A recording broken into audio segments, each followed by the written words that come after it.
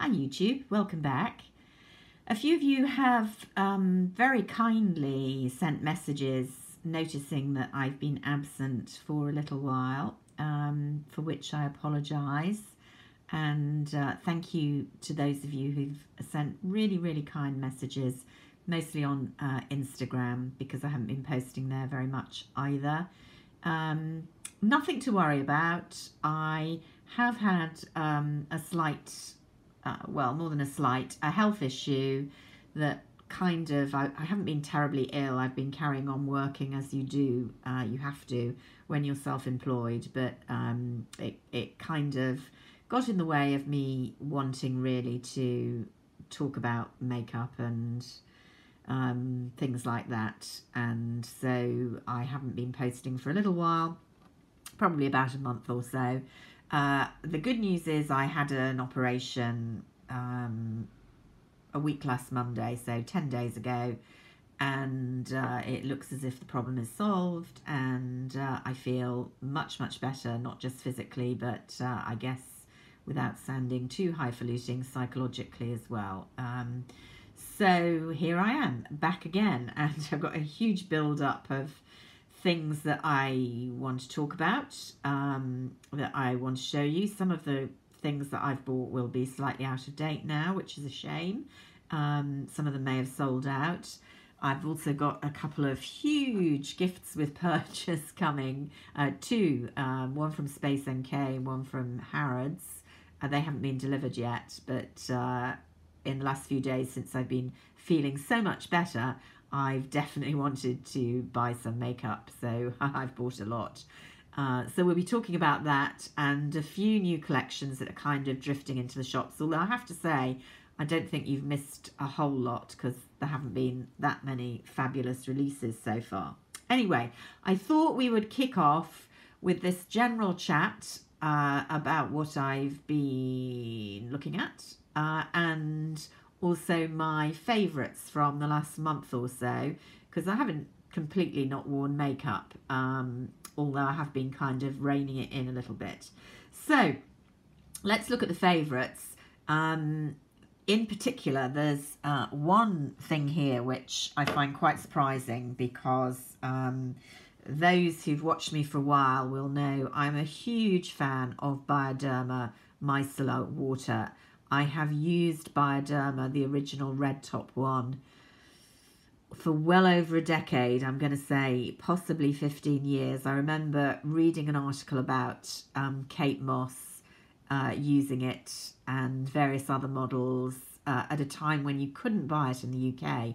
You had to go to France to buy it, and always stocking up. Whenever I went to France, I'd come back with a suitcase full of Bioderma. And I've used it religiously since. I've tried all sorts of other micellar waters, both drugstore and more expensive, since they've become far more popular. Never found anything to impinge on my devotion to Bioderma until now. This is Sephora's version, and it's the triple action cleansing water. I actually bought this last November when I was in Holland, I think, or Belgium. They had a Sephora there. We don't have Sephora in the UK, as you probably know, and I bought a whole load of things. I think this was a freebie, or it was very cheap with whatever I'd bought, so I thought, why not? And it's been sitting in the back of the cupboard. I've just started using it, you can see, not a whole lot, and I really like it. It is very effective at cleansing and is still gentle and doesn't leave either a slimy or a dry feel on the skin, which some of the drugstore micellars do. The only disadvantage of this to Bioderma, I would say, is, well, two disadvantages. One, it's fragranced. It's quite a strong but pleasant fragrance. If you don't like that, or you've got very sensitive skin, then Bioderma is still going to win over this one. The other thing is, I use Bioderma. I find it shifts eye makeup other than waterproof liner. It generally shifts very effectively my mascara. I know other people say it doesn't, but for me it does without scrubbing. This one does too. I'd say it was marginally more effective actually than Bioderma at shifting liner. But if you get it in the eye, it does sting a bit, which I never find with Bioderma. So you're paying for that improved action. But very, very impressed. So that is a genuine favourite for sure.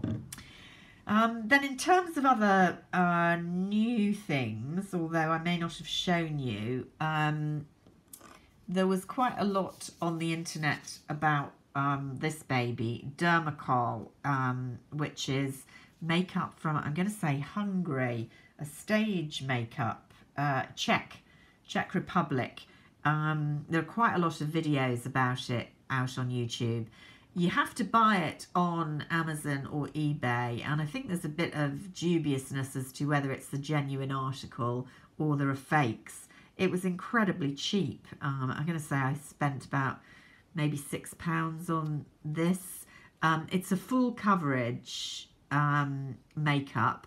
I actually really like it. I haven't worn it a huge amount because I haven't needed full coverage that much, but when I've worn it, it definitely, a little goes a long, long way. I'm going to talk about it in more detail with some other foundations, so I'm not going to show it you now. But suffice it to say, it hasn't caused me breakout problems. It definitely does what it says on the tin in terms of coverage. And it's a nice, fairly dewy, not the most dewy, but a nice dewy finish. So very impressed. It's extremely cheap. I think what I need to do is test it fairly consistently for up to a week, because sometimes then you get the breakouts. But so far, so good. Another newish product, again, I want to talk about the collection, the Padma Lashki, have I got that right? It's not telling me. Collection for MAC, which came out in the US quite a while ago, over here certainly a good month ago, just before I kind of stopped. And I've got both the eye palettes and a few other items. This one, which is the palette I got first, the other one was hard to get my hands on, is this one here.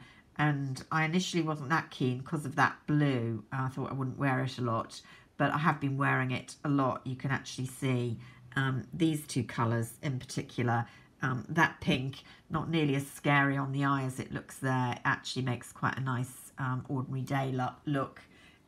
Nice classic MAC shadows. Sometimes they get a bit powdery. These are good ones, and I just love the packaging. I'll talk a bit more about that collection in another video. I can't remember if I've shown you my superhero palette that I've had for a while. If I haven't, I should have done. I kind of come and go with this. There are some bits of it, the liners, that I don't really use at all.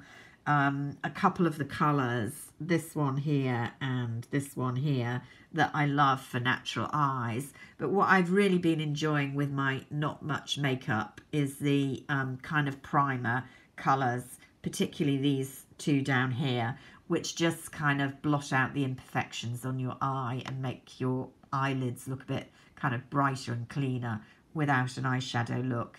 So I've been using that quite a lot. And they're nice quality shadows. The other single shadow, because I haven't been doing anything fancy, that I've been using a lot is a Bobbi Brown single, which is quite adaptable. I actually use this for contouring as well, being very pale. It's Wheat, number 30, and it's just one of those classics that I think most fair women could do with having quite cool toned in their collection. There you go. Looks like nothing, but not swatching very well there. But on the eye, you can do just a very simple look with that and some mascara.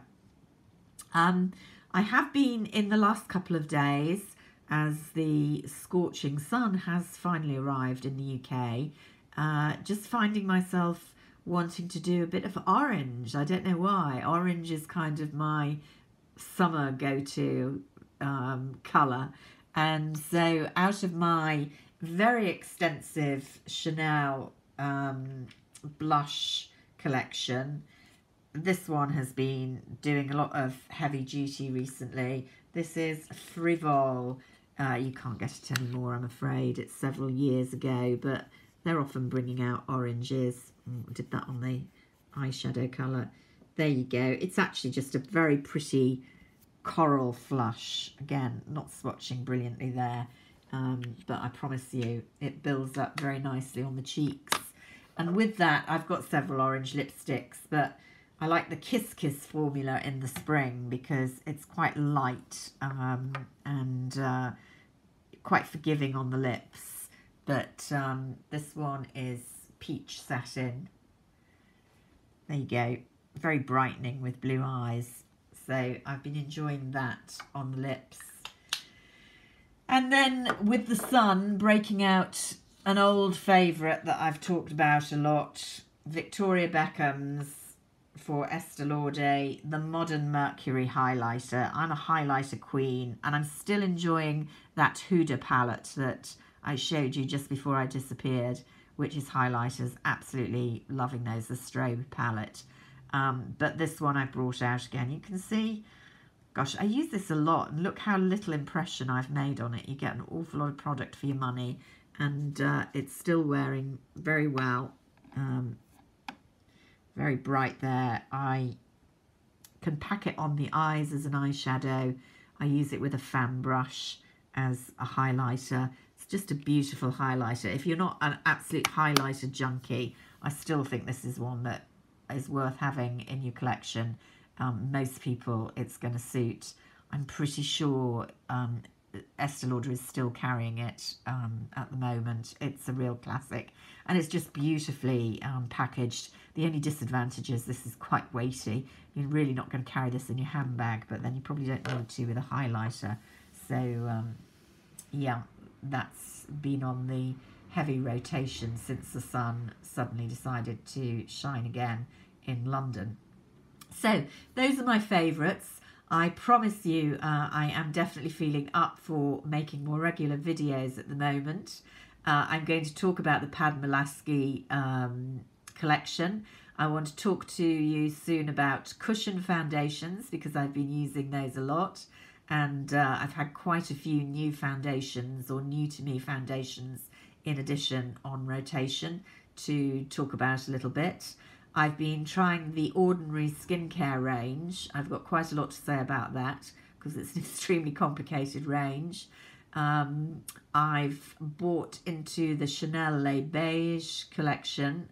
Most of that hasn't actually arrived yet. I'll talk about my problems at getting everything I want of that from one shop, but it's on order at the moment. And as I say, I've got these two big orders with purchase and a few odds and ends. Few disappointments. I've had a look several times at the Tom Ford summer collection and I haven't been tempted so far. That's good news. Ditto with the Dior collection.